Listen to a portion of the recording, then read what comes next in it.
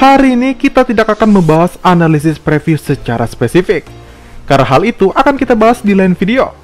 Di sini Mimin mau menganalisis sekaligus memprediksikan kehancuran finansial apa yang akan didapat JNT pada episode 10 mendatang secara mendetail.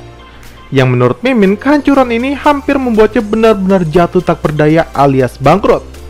Tapi sebelum kita masuk ke pembahasannya, seperti biasa, bantu channel baru Mimin ini dengan cara menekan tombol subscribe-nya ya, agar Mimin tetap semangat memberikan konten-konten menarik untuk kalian semua. Gomo! Kehancuran atau bangkrutnya JNT ini akan benar-benar menghabiskan uangnya. Lebih parahnya lagi, JNT akan memiliki banyak sekali hutang yang jumlahnya sangat fantastis. Dan itu semua didapatnya dari proyek gagal, dan tentu kita semua tahu bahwa kegagalan proyek tersebut didalangi oleh Bunda Suryon.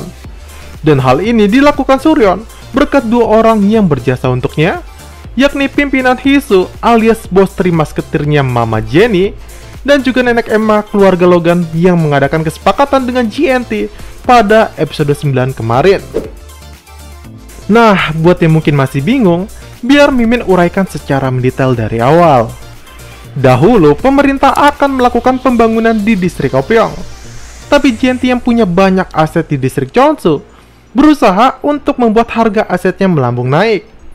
Nah, cara tersebut JNT lakukan dengan memfitnah distrik Opyeong dengan menaruh artefak sejarah di sekitar lokasi konstruksi agar nantinya distrik Opyeong gagal dibangun karena adanya aset sejarah yang harus dijaga di sana.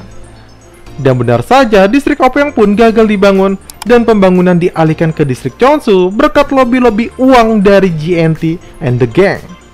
Lalu karena sudah merasa pede dan yakin bahwa perusahaan konstruksi Chong'a juga akan mengambil alih proyek pemerintah tersebut, JNT dengan berani meminta dukungan finansial dari para investor bahkan dengan kompensasi kerugian sebesar 200%, saking percaya dirinya loh.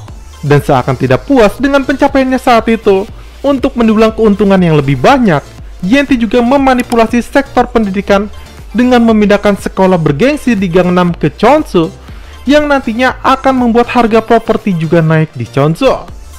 Tapi hal ini justru gagal karena skandal manipulasi dengan menteri pendidikan tersebut ketahuan oleh publik, dan hal ini membuat pemerintah meninjau ulang kembali pembangunan distrik Cheonsu.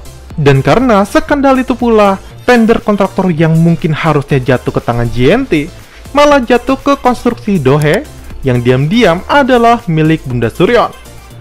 Seakan tidak mau jatuh lebih dalam, JNT merencanakan untuk membeli perusahaan konstruksi Dohe tersebut. Tapi masalah tak cukup dengan membeli perusahaannya, karena mereka pun harus membayar uang jaminan sebesar 100 juta dolar jika ingin melanjutkan proyek tersebut. Dan hal ini membuat JNT dengan nekat meminjam uang kepada Hisu, bos trimasketir, yang padahal Hisu sudah berkomplot dengan Suryon. Di sini Hisu seakan baik tidak meminta bunga, tapi dia meminta jaminan sebuah properti, yakni penthouse-nya JNT.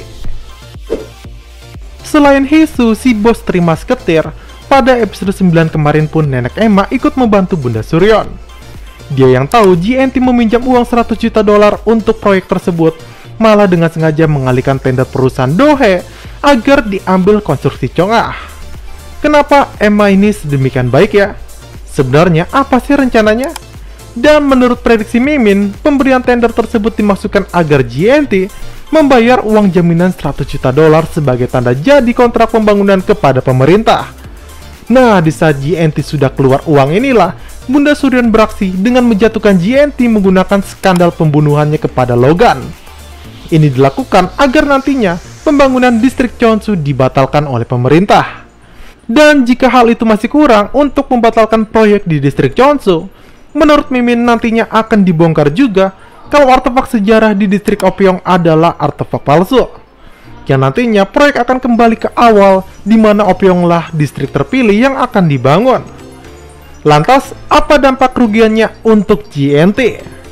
Pertama, harga aset JNT di Cheonsu akan turun harganya seperti semula. Kedua, JNT harus membayar ganti rugi investasi sebesar 200%, atau jika tidak, dia akan dilaporkan ke polisi. Lalu ketiga, dia juga harus membayar ganti rugi kepada partner seperti rentenir dan juga subkontraktor yang bekerja sama dengan perusahaannya. Dan yang terakhir nih, yang paling panas alias paling hot, JNT yang kehilangan uang 100 juta dolar akibat ulah nenek Emma harus membayar uang pengembalian kepada Hisu si Trimasketir. Karena jika tidak, Kria Tawang alias Penthouse yang dijadikan jaminan akan diambil Hisu. Yang usut punya usut, uang 100 juta dolar tersebut ternyata milik Suryon, dan Penthouse-nya pun sebenarnya akan jatuh ke tangan Bunda Suryon. Dan ini mungkin terjadi pada episode 10 mendatang ya. Jadi itulah analisis bangkrutnya JNT pada episode 10 nantinya. Kalau kalian suka dengan channel Mimin ini, jangan lupa untuk menekan tombol like, subscribe, dan nyalakan tombol lonceng notifikasinya ya, agar kalian selalu mendapat info menarik dari channel Mimin ini. Saya Mimin Chandra mohon pamit. See you sahabat Micampedia.